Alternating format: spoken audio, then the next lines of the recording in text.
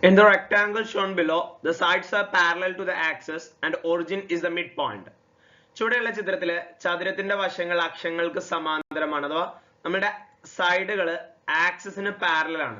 എന്താ ഈ സൈഡുകളൊക്കെ ആക്സിസിന് അഥവാ എക്സ് ആക്സിസിനും വൈ ആക്സിസിനും പാരലൽ ആണ് അഥവാ സമാന്തരാണ്. അതേപോലെ ഒറിജിൻ എന്ന് പറയുന്നത് മധ്യബിന്ദു ആണ്, റെക്ടാംഗിളിന്റെ മിഡ് പോയിന്റ് ആണ്. What are the coordinates of the other three vertices? ചതുരത്തിന്റെ മറ്റു മൂന്ന് മൂലകളുടെ സൂചക സംഖ്യകൾ എഴുതുക. നമ്മൾ നേരത്തെ പറഞ്ഞു എന്താ എക്സ് നോക്കുകയാണെന്നുണ്ടെങ്കിൽ കുത്തനെ നോക്കണം. അപ്പൊ ഇങ്ങനെ താഴോട്ട് വരുമ്പോ ഇവിടുത്തെ എക്സ് ഇവിടെ 3 ആണെന്നുണ്ടെങ്കിൽ ഇവിടുത്തെ എക്സ് എന്തായിരിക്കും? 3 ആയിരിക്കും. ഇനി ഇവിടുന്ന് O എന്ന് പറയുന്നത് മിഡ് പോയിന്റ് ആണ്. അപ്പൊ മുകളിലോട്ടുള്ള ഹൈറ്റ് 2 ആണെന്നുണ്ടെങ്കിൽ താഴോട്ടുള്ള ഹൈറ്റും എന്ത് തന്നെ ആയിരിക്കും? 2 തന്നെ ആയിരിക്കും അല്ലെ? അപ്പോ ഇത് y ആക്സിസ് ആണ്. മുകളിലോട്ട് പോസിറ്റീവ് നമ്പറും താഴോട്ട് നെഗറ്റീവ് നമ്പറും ആണ് വരിക. അപ്പൊ ഇവിടെ -2 വരും.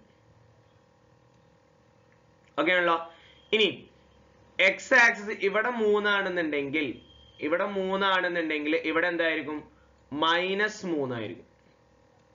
ഓക്കെ, ഇത് മിഡ് പോയിന്റ് ആണല്ലോ. അപ്പൊ ഇങ്ങോട്ട് പോസിറ്റീവ് നമ്പറും വലത്തോട്ട് പോസിറ്റീവ് നമ്പറും ഇടത്തോട്ട് നെഗറ്റീവ് നമ്പറും ആണ് ഉണ്ടാവുക.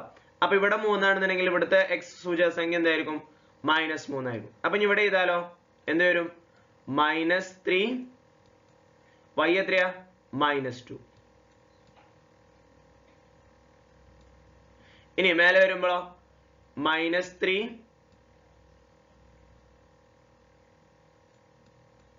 x -3 വരും, y എന്ത് വരും? 2 വരും.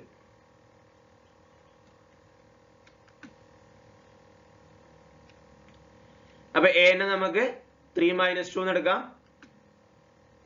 ബി നമുക്ക് ഓൾറെഡി തന്നിട്ടുണ്ട്. സി നെ നമുക്ക് -3 2 എന്ന് എടുക്കാം.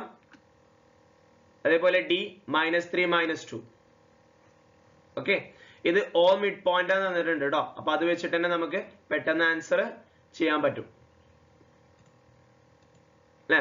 ഓ മിഡ് പോയിന്റ് ആണെന്നുണ്ടെങ്കിൽ ഇവിടെ 3 വരും, ഇവിടെ -3 വരും, ഇവിടെ 2 വരും, ഇവിടെ -2 വരും. പിന്നെ ഓരോന്നും എഴുതിയാൽ മതി. എക്സും വൈ നേരെ സൂചകസംഖ്യയിലൂടെ നോക്കുക. 3 -2, ഇവിടെ -3 2, ഡി ആണെന്നുണ്ടെങ്കിൽ -3 -2. ഓക്കെ.